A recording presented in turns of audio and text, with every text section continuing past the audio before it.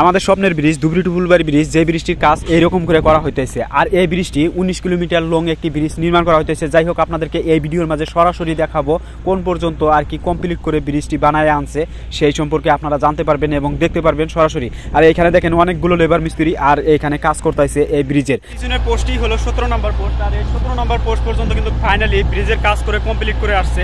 তো দেখেন এখানে কিন্তু অনেকগুলো লেবার মিস্ত্রি আছে এবং তারা কিন্তু কাজ করতেছে বিশেষ করে। আর এদিকে দেখেন একটি যে গাড়ি, এই গাড়িটি দিয়ে কিন্তু মাটিগুলো সমান করতেছে, মানে এখান দিয়ে আরেকটি পোস্টের কাজ করবে। যে সামনে যে 18 নম্বর পোস্টটি যে দেখতে পাচ্ছেন, ওই পোস্ট পর্যন্ত আর কি কাজ করে যাবে, তার জন্য ওই পর্যন্ত আর কি। আর এই যে গাড়িটি দিয়ে সমান করতেছে মাটিগুলো। যাই হোক, আপনাদেরকে এই পোস্টটি দেখায় বা এই ব্রিজটি যে বানাইতেছে এইখানকার দৃশ্যগুলো দেখায়। তো দেখতে যে পাচ্ছেন এখানে যে কাজগুলো করতেছে, দেখেন কত সুন্দরভাবে লেবার মিস্ত্রিরা কাজ করতেছে এবং অনেকগুলো কিন্তু লেবার মিস্ত্রি। তো ফাইনালি আমি চলে যাচ্ছি এখন এই ব্রিজটির নিচে এবং নিচে থেকে আপনাদেরকে দেখাবো যে লেবার মিস্ত্রিরা আসলে কি পরিমাণ পরিশ্রম করে এই ব্রিজটি তৈরি করতেছে, সেই দৃশ্যগুলো দেখাবো এবং এই ব্রিজটি কত সুন্দর করে বানায়া এই 17 নম্বর পোস্ট পর্যন্ত আনলো। তো সেই দৃশ্যগুলো আপনাদেরকে দেখাবো। আমি সরাসরি চলে যাচ্ছি 17 নম্বর পোস্ট, 16 নম্বর পোস্ট এবং কি 15 নম্বর পোস্ট, এইভাবে করে আমি ফাইনালি 1 নম্বর পোস্ট পর্যন্ত দেখানোর জন্য চেষ্টা করব। আপনারা অবশ্যই ভিডিওর সাথে থাকবেন এবং দেখতে থাকবেন ভিডিওটি। তো দেখেন এখানে কিন্তু অনেকগুলো লেবার মিস্ত্রি তারা কিন্তু কাজ করতেছে এই সিগমেন্টটির বা এই ব্রিজটির। তো আরেকটি কিন্তু এইখান থেকে এই 17 নম্বর পোস্টের থেকে 18 নম্বর পোস্ট পর্যন্ত কাজ করার জন্য তারা কিন্তু উপরকার বাঙ্কারটি ঠেলে ওই 18 নম্বর পোস্ট পর্যন্ত নিয়ে যাবে এখন, যার কারণে এই সিগমেন্টগুলো অতি সুন্দর করে দেখেন এই যে ফিটিং করতেছে।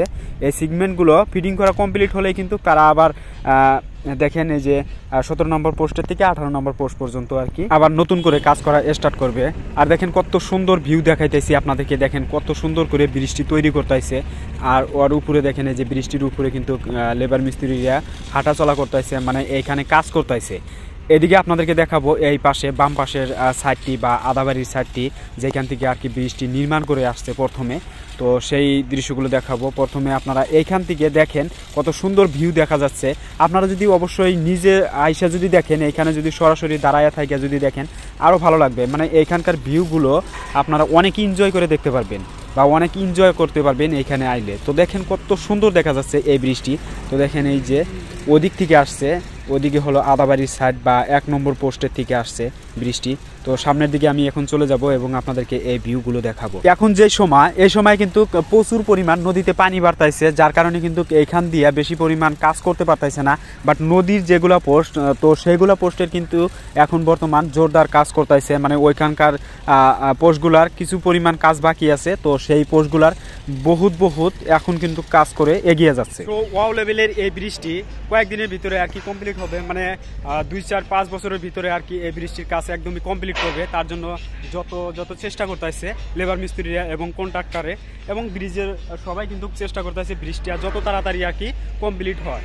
যাই হোক, আপনারা যারা এই ব্রিজের ভিডিওগুলো দেখতে অনেক ভালো পান, তারা অবশ্যই আমার এই পেজটিকে ফলো করে রাখবেন। তো আজকের ভিডিওটি এই পর্যন্তই, দেখা হচ্ছে আর একটি নেক্সট নতুন ব্লগ ভিডিওতে। Tata, bye bye.